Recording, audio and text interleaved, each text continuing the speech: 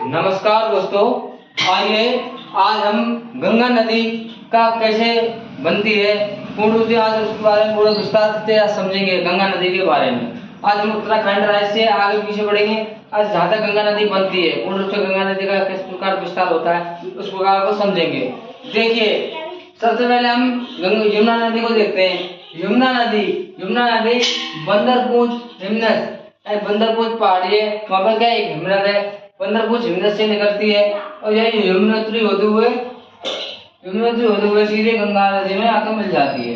ये तो हमारी गंगा नदी है, यमुना नदी हो गई। अब हम देख रहे हैं असली बात में गंगा कैसे निर्माण होता है। पहले देखते हैं हम इस नदी को। देखो, गोमुख हिमनद से गंगोत्री में भागीरथी नदी निकलती है। गोमुख हिमनद से कौन सी नदी निकलती है? भागीरथी। और भागीरथी नदी में कौन सी नदी मिलती है? भीलंगना नदी। भागीरथ नदी में भीलंगना नदी मिलती है। और भीलंगना और जहाँ पर भागीरथी मिलती है वहाँ पर क्या बना हुआ है? टहरी बांध बना हुआ है। और आगे चल के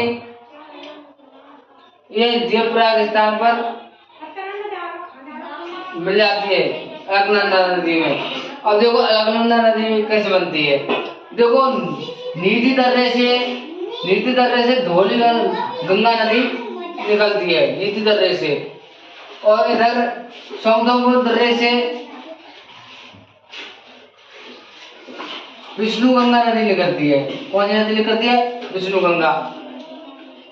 और दोनों जहाँ पर विष्णु गंगा नदी के किनारे कौन सा स्थान है? बद्रीनाथ। जो बद्रीनाथ तीर्थ स्थल है वो कौन सी गंगा नदी के किनारे? विष्णु गंगा। और देखो, धौली गंगा निकलते हैं नीति दर्रे से। ये आगे चलते हैं विष्णु गंगा और धौली गंगा जिस जगह मिलते हैं उस जगह को क्या कहते हैं? विष्णुप्रयाग या जोशीमठ। जिस स्थान में मिलती है उस स्थान को विष्णुप्रयाग या जोशीमठ कहते हैं। फिर आगे चल के इसको क्या है? इस नदी को विष्णु गंगा और धौली गंगा को आगे चल के नाम देते हैं अलकनंदा नदी नाम देते हैं। फिर अलकनंदा नदी जैसे ही आगे बढ़ती है इसमें एक नंदाग्नि नदी है, वो आकर मिलती है। वो किस स्थान मिलती है? वो नंदप्रयाग स्थान पर वो जाकर वो मिलती है। फिर अलकनंदा नदी आगे बढ़ती है जैसे इसमें पिंडारी नदी आगे मिलती है। पिंडारी नदी मिलती है कर्णप्रयाग स्थान पर। पिंडारी नदी कर्णप्रयाग स्थान मिलती है। और जैसे ही अलकनंदा नदी आगे और बढ़ती है, अलकनंदा नदी आगे बढ़ती है जब उसमें मंदाकिनी या काली गंगा नदी आगे मिलती है।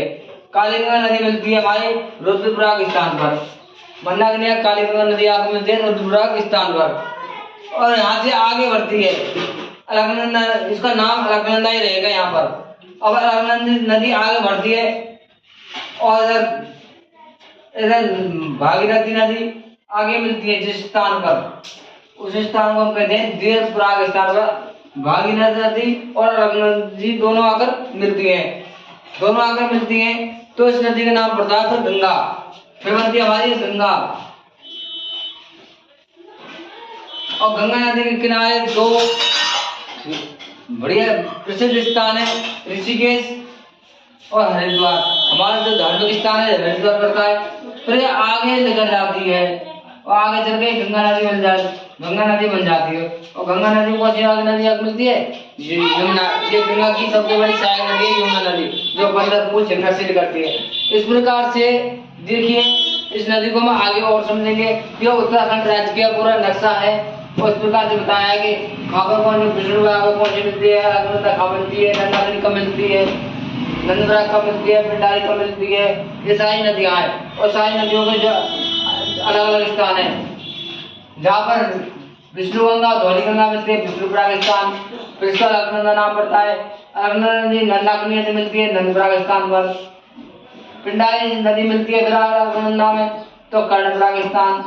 फिर आगे बढ़ती है, फिर काली गंगा मिलती है रुद्रप्रयाग स्थान पर। और फिर भागीरथी और अलकनंदा मिलती है वो देवप्रयाग स्थान पर। फिर इसका नाम गंगा पड़ जाता है, फिर ये गंगा बनती है हमारी। ठीक है, धन्यवाद। हमारे चैनल को लाइक और सब्सक्राइब कर दीजिए जिससे मैं आपके लिए अच्छी वीडियो बनाता